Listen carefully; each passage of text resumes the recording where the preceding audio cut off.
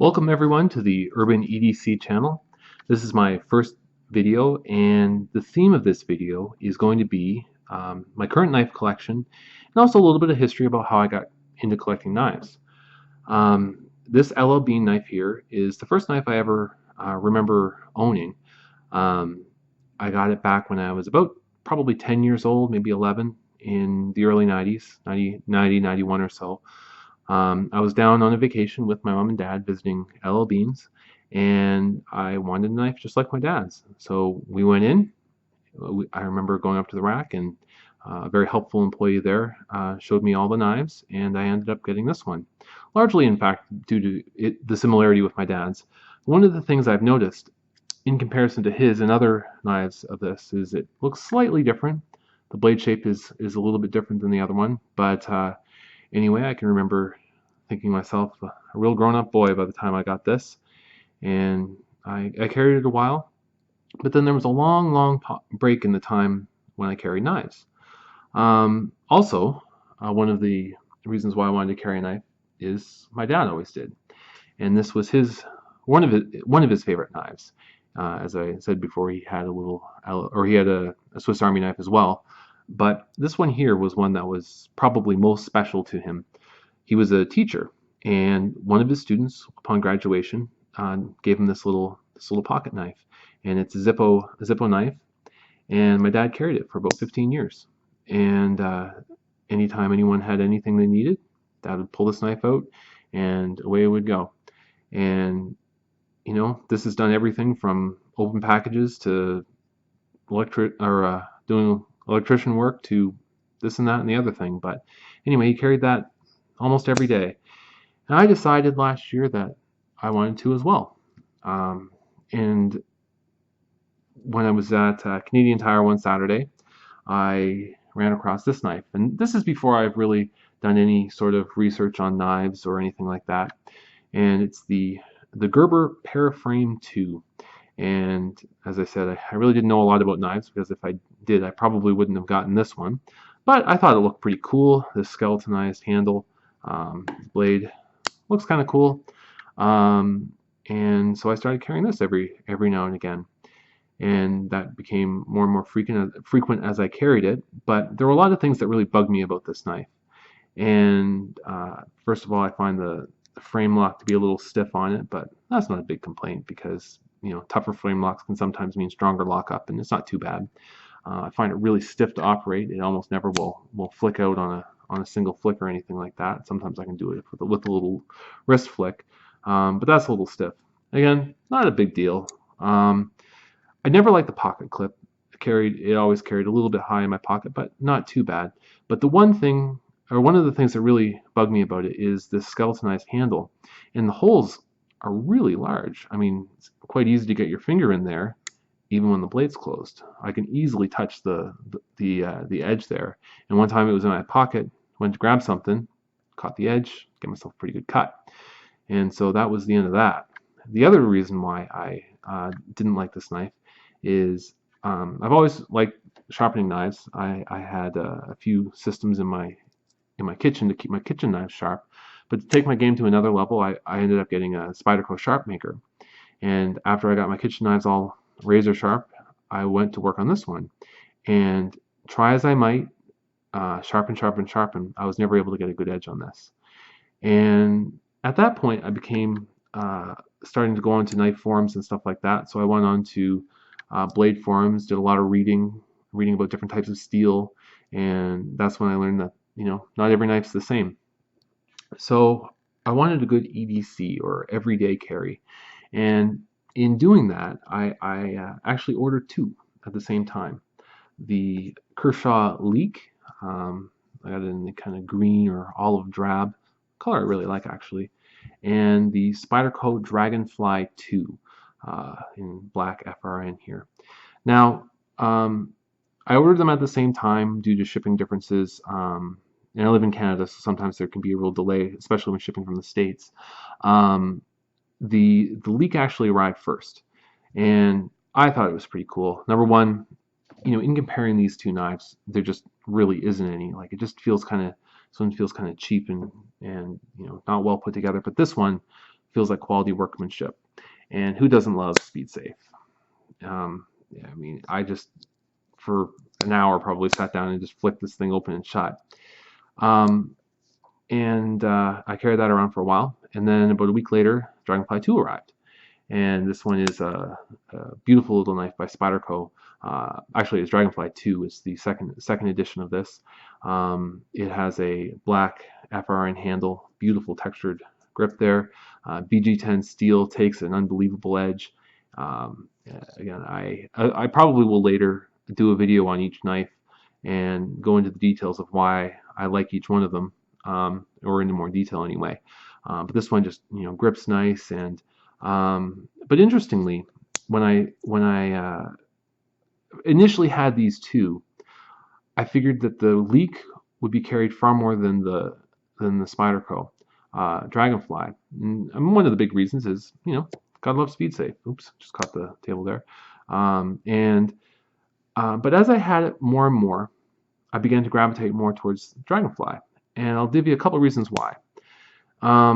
First off, and for me was quite important, is I live in the city. Not many people around me carry knives, and so a discreet carry is really important to me. So much so, the clip here will go in your pocket, but the clip looks very similar to the paraframe here, but it carried even lower because I like tip up carry. And as if you can see here, that the screws here on this one are fairly close to the top, so it goes in your pocket fairly deep. Mind you, it won't go past that point, so from here on up, it will show off. But this one right here, as you can see, the screws are here. It had that same sort of flange there, so it was probably that much of the knife sticking out of my pocket, and it was a little more than I wanted. I've read different posts on forums and said, own the knife, and as long as you are abiding by local laws, which I am. There's no reason to be too concerned about that. But I really preferred the carry ergonomics on this one because, as you can see, it's got the Spyderco wire, which I absolutely love these Spyderco wires. And because just the nature of the wire clip, everything from here on up is the only thing outside your pocket. And I like that a lot better. And the second one, and it's one that really helped shape a lot of future purchases, one of the things that I like about collecting is you learn a lot from every purchase, why you like a knife, why you don't like a knife. So when you go and buy the next one, you can remember the lessons that you've learned from previous ones to help guide your purchases. And one of them is the blade shape. Now I'm just going to put these two blades side by side here. And as you can see, this one right here has an extremely flat edge. From here to here is virtually on the same plane, a very, very slight belly right there. Whereas the Spyderco, with its leaf-shaped blade, has a very nice swoop here. And where I first really noticed the difference in performance was around Christmas time last year. I discovered that if you when you're cutting wrapping paper, a really sharp knife will cut a lot better than scissors.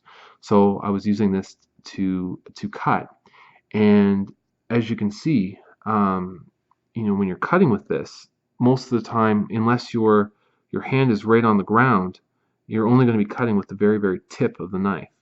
And I'm pretty good at sharpening knives, but I find the tips of the knives is probably the hardest part to sharpen. And if virtually all of your cutting, when you're cutting like this, is going to be with just that last, fraction of the blade, that'll make it tough. Whereas with the nice swooping blade of the Spyderco, you could just run your hand down there and it'd be much easier. So for those reasons, the Spyderco ended up being carried more. Not to say I would never carry this. I took the clip off because I just obviously didn't like it at all. But because it's such a thin knife, it goes into a pair of jeans really well. Someplace where you don't even want a clip sticking out. This will go in well and just kind of disappear. There's absolutely nothing wrong with the build or shape. Kershaw makes a great product here. Again, I'm not complaining about them. I just, it's just not for me. And Speed Safe is still really fun, and but I just find that it's not carried very much anymore. And that's where this one came in. So enough about these two. Let's talk about the next one. I'm just going to move these a little bit out of frame here. The next one up is um, the Spyderco Cat.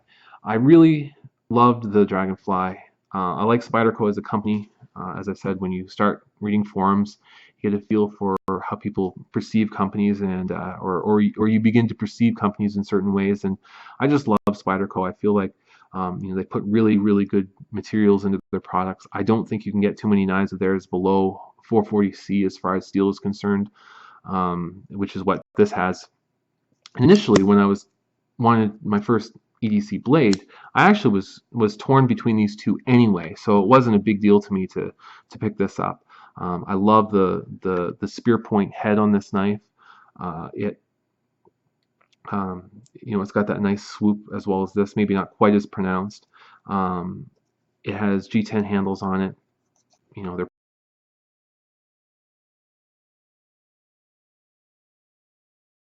also not too worried about that.